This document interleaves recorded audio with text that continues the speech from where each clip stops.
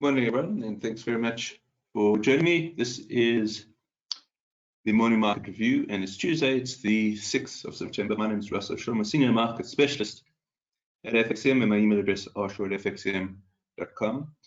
Just going to bring up our high-risk investment warning. I'm going to keep this on screen for a few moments.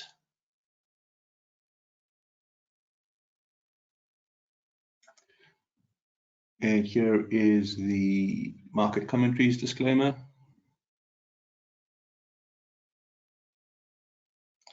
And just finally, our references, MarketScope 2.0, Bloomberg.com, and TradingView.com.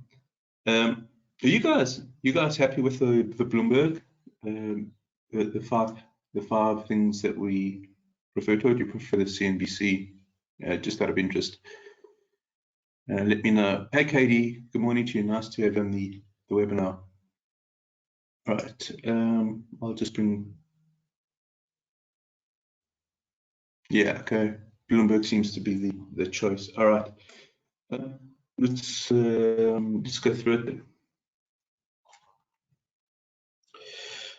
All right. So first headline from the Bloomberg email. Now the hard work. Incoming UK Prime Minister Liz Truss has drafted plans to fix annual electricity and gas bills for a typical household at or below the current level of £1,971. The policy could cost as much as £130 billion over the next 18 months, according to policy documents seen by Bloomberg, and will help avert a massive increase in energy bills due to kick in at the start of next month. The self-styled disruptor-in-chief is responding to the full-throttled cost of living crisis facing households and businesses. Second headline. Russia's private pain. Russia may face a longer and deeper recession as the impact of US and European sanctions spreads, handicapping sectors that the country has relied on for years to power its economy, according to an internal report seen by Bloomberg. The document, the result of months of work by officials and experts trying to assess the true impact of Russia's economic isolation, paints a far more dire picture than officials usually do in upbeat public pronouncements. Third heading reads, ending the war. Ukraine's allies should do their utmost to help end Russia's invasion fast, as Moscow is willing to keep fighting for a long period. Ukrainian Prime Minister Shimel said on Bloomberg TV, Ukraine is scoring some military successes in its southern regions as well as in the north. Shimel said without elaborating, voicing hope that the nation will be able to liberate the whole of its territory within internationally recognized borders, including Crimea. Against the backdrop of leaders rushing to resolve a deepening energy crisis, Shimel said that Ukraine is fulfilling all its gas transit obligations towards European customers and could pump 5 times more than the current volume. Meanwhile, Europe remains dependent on Russia's oil supply, and Germany is keeping its nuclear plants alive this winter. The next headline reads, full throttle. So this is an interesting story. Volkswagen decided to push ahead with its plan to list a minority stake in Porsche this year, despite gyrating markets, paving the way for what could be one of Europe's biggest IPOs. The car maker is planning the listing at the end of September or beginning of October. With the share sale, the billionaire Porsche and Pick clan is set to gain direct influence over what used to be its family enterprise some 13 years after it was forced to sell the sports car business to Volkswagen. European equity futures under pressure as stocks in Asia turned mixed Tuesday, with sentiment being tested by central banks tightening and Europe's energy crisis. The British pound gained and the euro found some relief after earlier hitting 2-decade low. Boris Johnson steps down after tumultuous 3 years as UK leader, and Liz Truss takes over after meeting the Queen. It's light on the data docket with German factory orders and Dutch inflation due. And just the very last part of the email. And this is what Cormac is interested in. Remember, Cormac is Cormac Mullen, the Deputy Managing Editor in Bloomberg Tokyo, Bloomberg News Tokyo. And it says, the runaway dollar is putting a mighty squeeze on developing nations' bond markets. And the spread between emerging market dollar-denominated bonds and local currency equivalents has climbed to the highest since the financial crisis, according to the Bloomberg Index. As the greenback rises, it becomes more expensive for countries to service their US currency debt, so the price of the bonds fall as investors demand higher yield to compensate for the extra risk. And coupled with an energy crisis, rising inflation, slowing economies, and the threat of increased social unrest, that's an unattractive mix. Bloomberg's hard currency emerging market bond gauge has fallen 15% this year compared with a 10% slide in the local denominated equivalent, and is on track for its worst annual performance since 2008. It's hard to see what will knock the dollar from its pedestal. It's benefiting from the higher US interest rates on the one side and fears of an inevitable recession on the other. That suggests the pressure on emerging market debt is likely to intensify, not least for dollar-denominated bonds. All right. All right, so what we've got up here to start, instead of looking at the real rate, which we'll look at in a moment, what we have here is the spread between the German 2-year and the US 2-year, which is just a proxy for central bank policy. And it's interesting to see that there is a movement from zone 3 into zone 2. So the German monetary policy perhaps coming into focus. However, I don't want to get too excited about it just yet. In terms of if we take out the zones, it's really running sideways at the moment. So what we can say, perhaps some sort of equilibrium between the aggressiveness of the Fed and the ECB until proven otherwise. So what does that mean for us? Well, I think let's just take out these zones to get it a bit clearer. I think that there is, let's go from here. Okay, so you can see that the spread has certainly favored the US 2-year. So what we've seen here is that the German 2-year has really declined relative to the US, because that's what we've got here, right? The German 2-year minus the US. So the fact that it's moving in this southeast type of direction, well, that means to me aggressiveness favoring the Fed. That is not surprising. Going all the way back to the 15th of March, the Fed has, without doubt, been the more aggressive central bank. How has the euro responded relative to the US dollar? So this chart at the bottom over here is our euro-US dollar. Well, not surprisingly,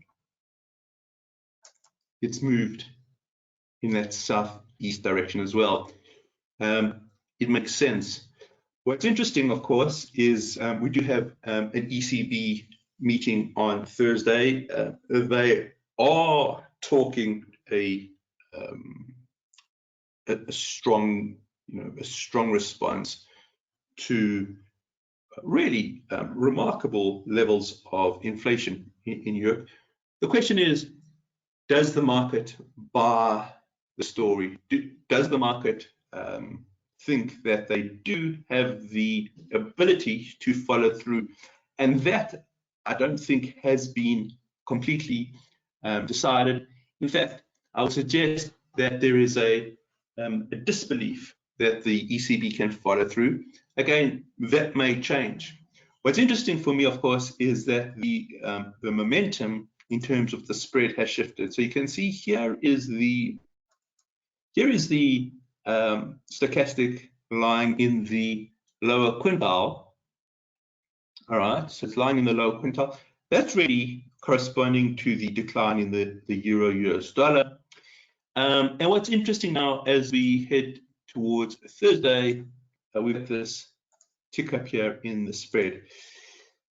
We'll keep an eye on this. Again, I don't think that we want to predict. I think we want to react. That is my feeling, because I'm not convinced the ECB does have the firepower that it's saying it does have.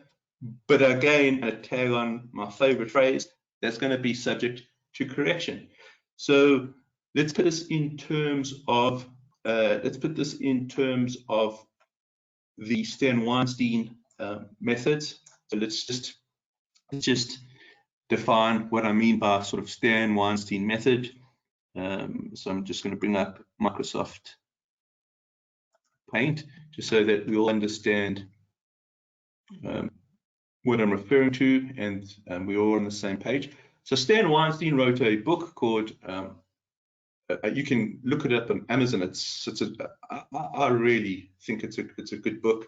I mean, it's an old book written in 1987, but it's without doubt, to me, one of the most influential books that I regard as one of the most influential books. It's called How to Profit in a Bull and a Bear Market, which is a kind of a sort of a cheesy cornball type of title, but the content's really good. And Stan has a model that he follows. Okay, it's kind of oscillates between what he calls the distribution phase into the accumulation phase, and then from the accumulation phase back into the distribution phase. And we'll just add in the labels here. So here he would call distribution. This he would call accumulation.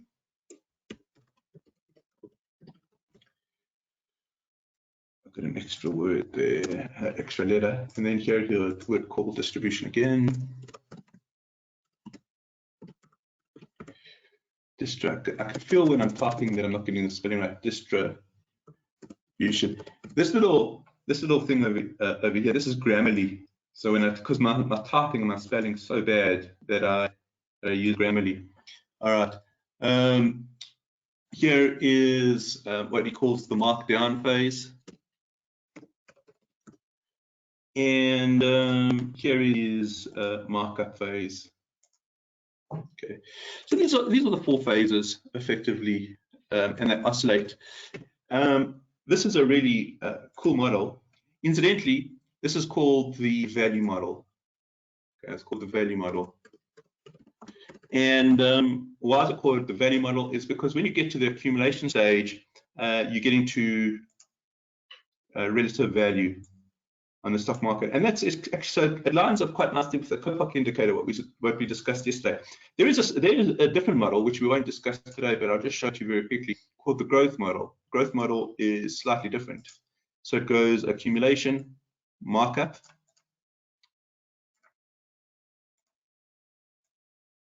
okay, and once you have that markup, instead of going into distribution, it goes into another accumulation.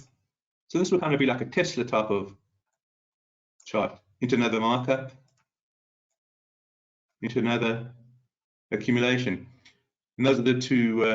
I think we should talk about this at some stage, but I don't think we need to talk about it today. I just want to apply the accumulation model to the spread between the 2 years.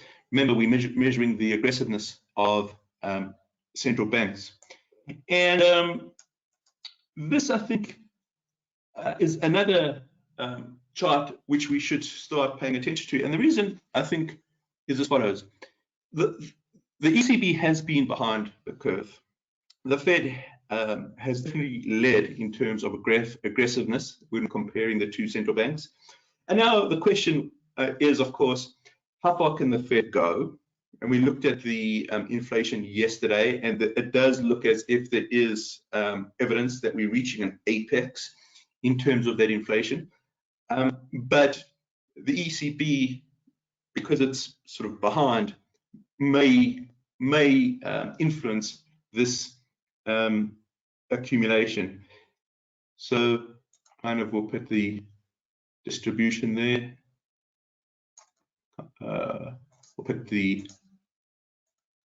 mark down phase here. I think you can see where I'm going. And then the question, do we get a mark up here? Now, just referring to sort of the statement I made at the beginning of the discussion, I'm not sure we are going to get this mark up. I'm not sure, because the ECB is talking this strong game. I'm not sure they have the actual ability to do it. Rob yesterday said, what about the Italian bonds? You know, so there's a lot of sort of side effects to them going forward with what they want to do. However, the best thing for us is to follow this this model, because it might surprise. You can already see that the stochastic is starting to move up. What would be super interesting is the stochastic makes it through to 80 and holds, because then the relative aggressiveness is swinging towards the EC. That will be hugely surprising, and we'll have a lot to say about it if that is the way the markets sort of turn. We want to keep our about us and just keep monitoring this. So what does that mean for the euro-US dollar? So let's just bring up euro-US dollar, because without a doubt, it's been one of my favorite instruments to trade.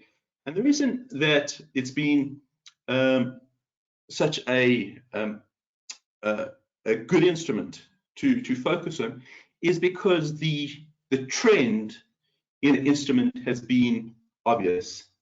And when you get an obvious trend, you want to try and make the most of it, instead of fighting charts that don't have an obvious trend.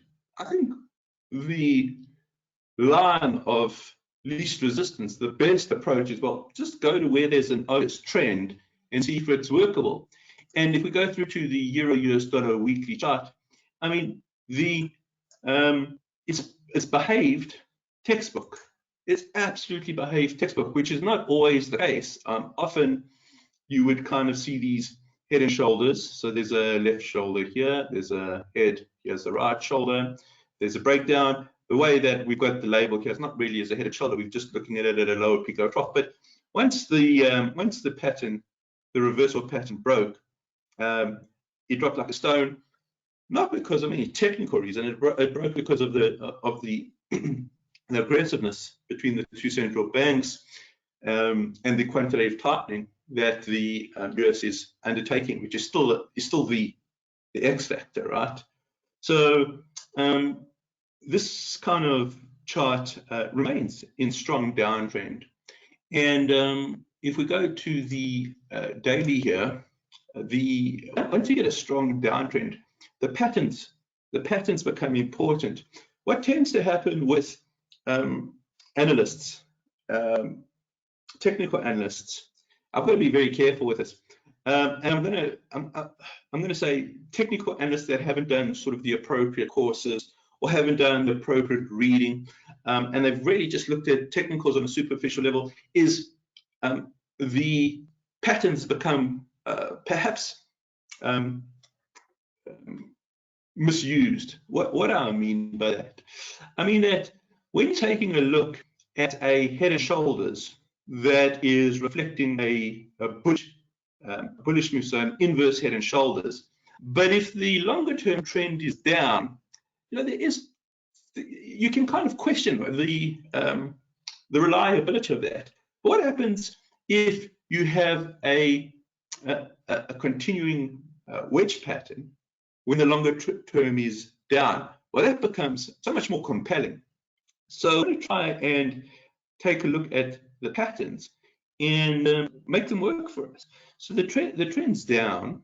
You've got a breakdown, I beg your pardon, from a wedge here. This looks like a pennant. It hasn't broken down totally. It's come back into the pattern. I think that there is a lot happening on the euro-US dollar front. Number one, the energy crisis, right? The fact that the Nord Stream 1 has now been sort of turned off. We've got the fight against 9.1% inflation. It makes for a very, very different scenario than what drove the breakdown from the head and shoulder. But what's so cool is once you get a breakdown, just take a look at the patterns. And I know we're looking at these kind of in hindsight now, but I think that when they were actually taking place, they were much easier to spot. This one's a kind of an odd one, but you kind of see where we're going with this. And now the idea is, well, okay, wait a second. We've got this weekly downtrend. With the weekly downtrend, well, look what's happening on the daily. We've got this pennant pattern. What's a pennant pattern? So a pennant pattern is categorized as a continuation pattern. Now, that means once the pattern completed, and let's just add if the pattern completes, it should move in the prior trend. Now, I want to go back to the Microsoft Paint here, and I just want to show you how the patterns work in our methodology, how we take a look at them, because I think it's the most sensible way of looking at patterns, right? So you've got a primary trend. In this case, the euro-US dollar is moving down, okay? And then you've got the peaks and troughs, the ebbs and flows, okay? You've got these ebbs and flows, right? And this is just the way the markets are going to move. But you've got a beautiful looking trend. Well, what do? We always look for the 1, 2, 2, 3. Okay, 1, 2, and don't get confused. We're not talking Elliott wave, which makes absolutely no sense to me, and I've tried very hard to make sense of it. It's just a nonsensical application of technical analysis. So we're not looking at Elliott wave. Okay, what we're looking at is 1, 2, these 2 3s. This is the key. What are these 2 3s? This is the, okay. Sorry, I'm trying to get a rectangle here. Okay, we're looking at these 2 3s. This is where your pattern is on the 2 3. The 1 2 is the impulse, but it's the 2 3 that really where we want to start applying our technical analysis, because the technical analysis, there are 3 patterns generally that are continuation patterns, and they are, number 1 would be your ascending wedge in a downtrend. Okay, number 2 would be your ascending flag in a downtrend, and number 3, sort of a smaller type of pennant pattern. So these are all in my mind almost one and the same. It's just simply telling us that there's a 2-3 correction that's taking place. Okay, so we're getting this 2-3 correction taking place. Okay, then this pennant pattern becomes very interesting. Now we can take a look and see what's happening on the zone analysis. And the zone analysis here is telling us that the euro-US dollar is in zone 3. Okay, it's also telling us that the underlying momentum is strong to the downside because we're in the lower quintile. Okay, so we've got strong momentum to the downside. Now we go to the hourly. Let's see if we can get some sort of signal. So we've got an R2 movement here. So the R2 movement here, okay, is now fairly strong resistance. Do we get, when I say fairly strong resistance, I don't think I've explained that the R1, R2, R3 are just mathematical levels that are looked at by traders in trading floors. They're mathematically calculated, so they often form targets. And so what would be very interesting is perhaps if you take a look at this in terms of a fib. So this R2 is around about 62%. Not that, again, not that the fib has any sort of esoteric influence. He's just saying that there's a fairly big pullback here, 62% to the R2. That's probably a good area for the floor traders to be potentially targeting because of this pennant, because of the downtrend, because of the zone 3. But we need to see the crossover on the EMAs. We need to see the crossover of the stochastic, and only if the stochastic makes its way to 20 and holds, will the swing be of any power. Now, the elephant in the room, okay, is of course what happens Thursday. I think that the ECB comes out swinging. I can't see any other sort of response from the ECB, and I think President Lagarde's going to be very hawkish in her communications. However, okay, the hawkishness, okay, is not being 100% reflected on our spread yet. Yeah, I can see that we turn up here, okay, but we're still kind of in this accumulation. It hasn't, there's no mark here yet. And without that markup here, I don't see how Euro-US dollar ultimately breaks its downward channel, its zone 3 channel. So if it can't break its zone 3 channel, then of course the rallies in these downtrends become very interesting, especially at 62% retracements. It becomes quite compelling. So I don't have a position on, but I'm looking at Euro-US dollar today. If I get the opportunity, I might put on a short here because I don't see the aggressiveness just yet. I can see the potential for aggressiveness over here. Okay, and I don't think on a fundamental level that the ECB can actually be as hawkish as they ultimately want to be. There's just one more part of the analysis that we must add to this. We've looked at this on the euro side.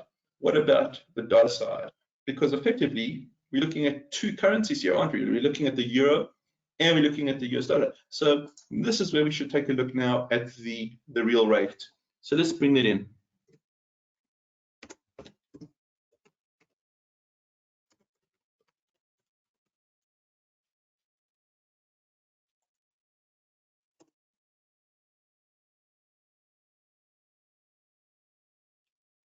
All right, and what I'm going to do here,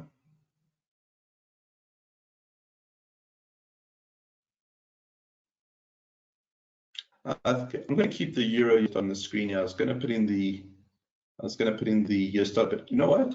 Let's invert the real rate. So let's keep the euro US dollar on the screen. But what we'll do is we'll invert the real rate. So we'll just go 1 divided by.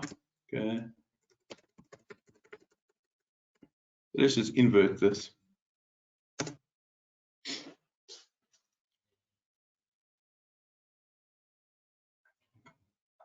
That's odd.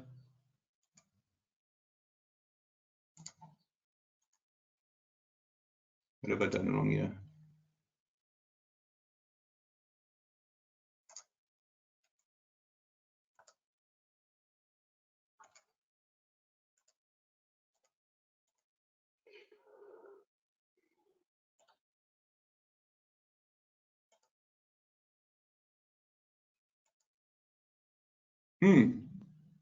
Well, that's deflating. Let me try once more.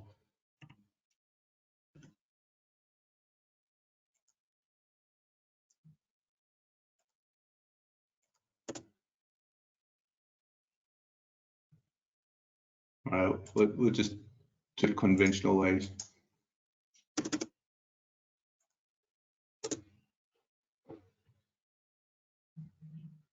I'm going to bring in the. I'll bring in the US dollar here. I've got to figure out what I was doing wrong there. All right, let's bring this in.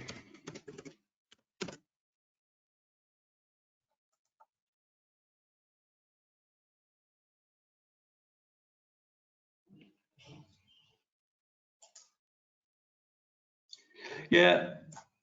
So, Rob, I'm going to have to think about this. So, Rob's question is a really good question. So you're right. For the ECB to be hawkish, they'll need to control the rates in Italy, but Italy doesn't meet the criteria for TPI. I'm not sure that that is at all possible. The politics within the within the sort of euro area in of itself are often what's the right word? There's factions. I beg your pardon. There's factions. Italy is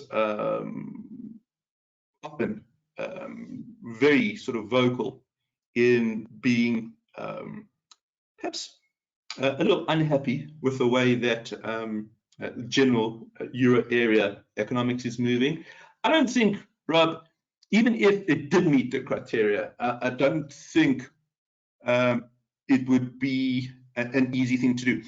It's a very good question because, by the way, Bank of England is now starting to look to is looking to yield curve control. But that's going to be much more complex. But I've got to give that a little bit more thought, Rob. I don't think that I have sort of digested all the information. If you have thoughts, write it down and I'll read it. I would imagine that you probably have thought about it more than I have. But I'm of the opinion that I don't think it would be. I don't think it would be acceptable to the Italians. Let me know your thoughts. Here is the real rate of the US side. So we've looked at the euro side. Now the US side is showing the same thing here in terms of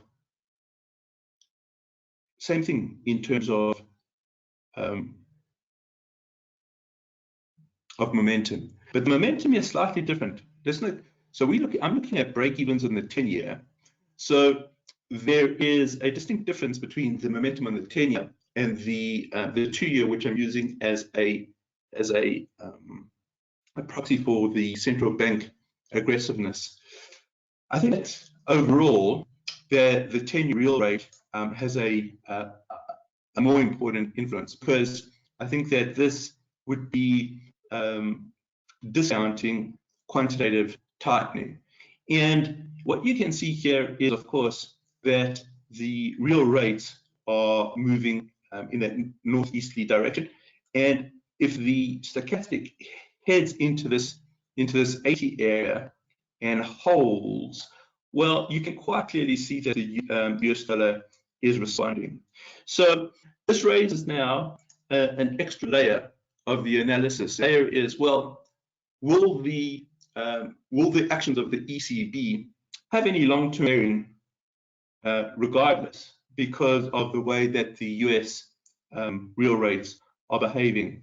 And my opinion is I don't think so. I think that the greenback is still the haven of choice, and no matter what other central banks are going to try and do, well, the Fed is very much going to use their real rate to make sure that their inflationary conditions are under control.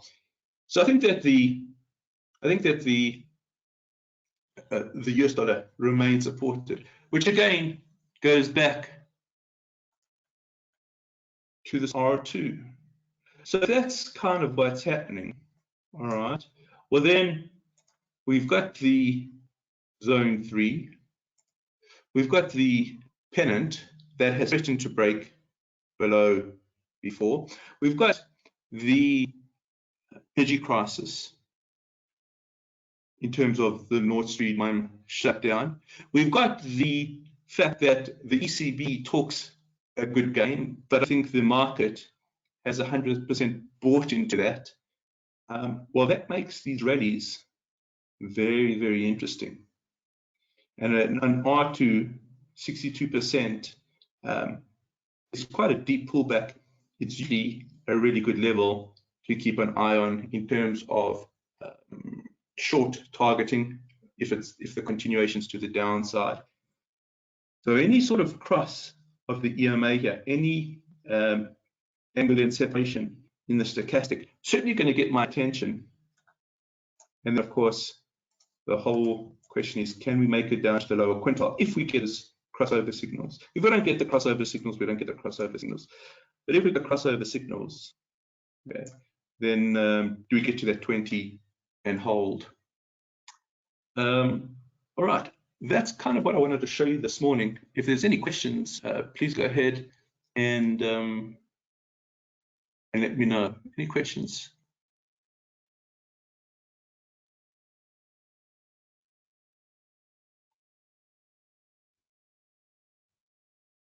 All right. Let's I think let's conclude at this point. Let's conclude at this point, and then tomorrow we'll do it again, and we'll look at the cryptos tomorrow. With we're getting very close to what's called the merge. The merge is really the Ethereum upgrade. We'll talk about that tomorrow. Thanks, guys. Have a good day, good evening, and we'll chat tomorrow.